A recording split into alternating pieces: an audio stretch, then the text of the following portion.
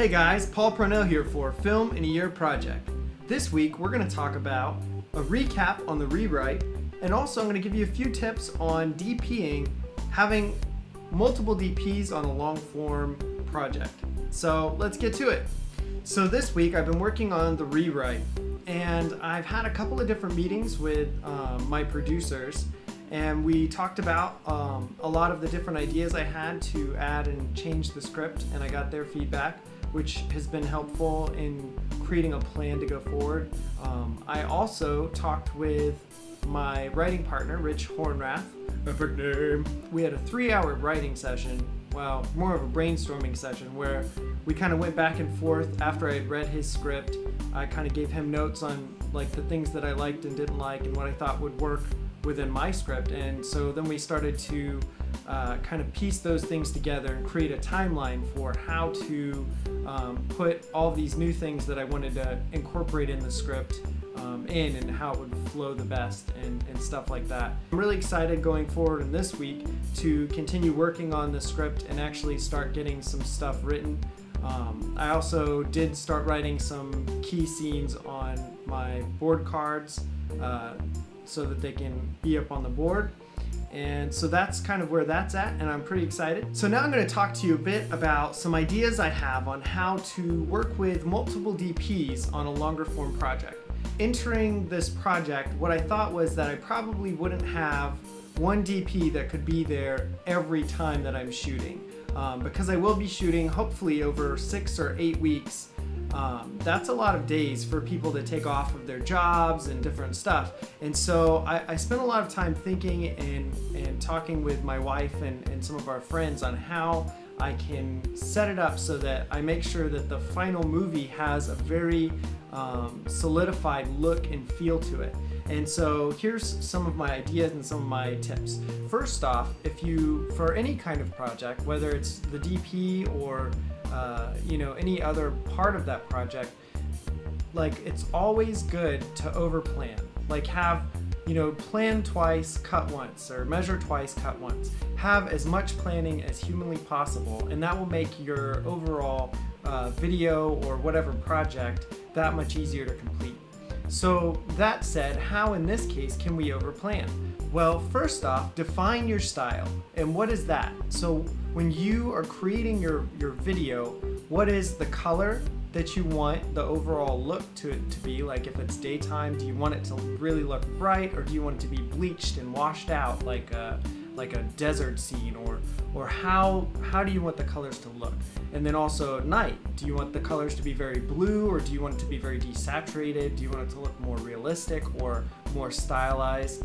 So then mood, what do you want the mood of the images to feel? Do you want it to feel weird and chaotic, or really like fun and lighthearted? So these are all things to think about. And the last thing is movement. Do you want your camera to have a lot of movement? Do you want it to be handheld and very spastic? Do you want it to be very controlled movements, nice dolly shots, or using a crane a lot? So these are things to think about before you ever start shooting anything, and that way you'll have a good idea of what you need your DPs to do. So that's the first thing that you've got to get. Then next, what you should think about is your storyboards. So this is what I'm going to do, and it's something that I've just heard of when I was talking with my DP consultants, Luke and Jen, is take actual photo storyboards of everything that you're going to do, and do it with a camera very similar to the camera you're going to use, and use the actual lenses you want. And then as you're doing that, you can write down your shot list, and you're kind of killing 2 birds with 1 stone. You're creating a very detailed storyboard that anybody, like once you have all of these, you can just pull it out. Okay, what shot are we on? This shot. What lenses did we use? This lens. And it'll be super simple, and then you can put almost anybody behind the camera.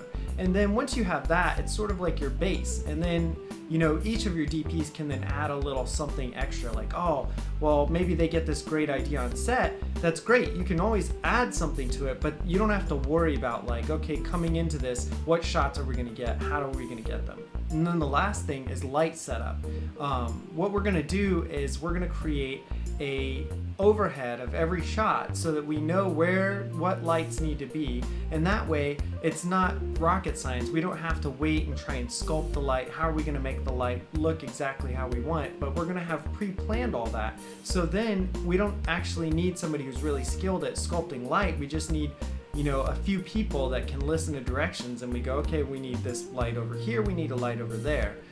That way, no matter which DP and no matter what kind of technical people we have on set, even if I have to do it all by myself, I've worked out how is the look and how is the feel of everything going to be, how will we set the lights, and what will each shot look like.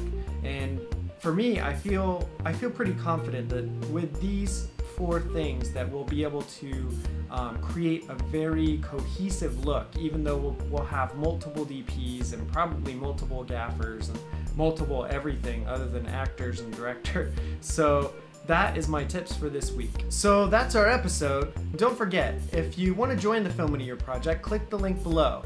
On the Work With Us page, you can fill out to either be cast, crew, or something else. And we would love for you to join our project. And guys, we really need you to like, subscribe, share. If you like what we're doing, just encourage us. It helps us to keep going, and it's really great to know that there's people out there watching what we're doing. And also, we love your feedback.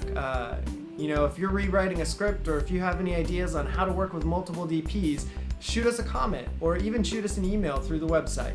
Well, thanks for watching, guys, and let's go make a movie.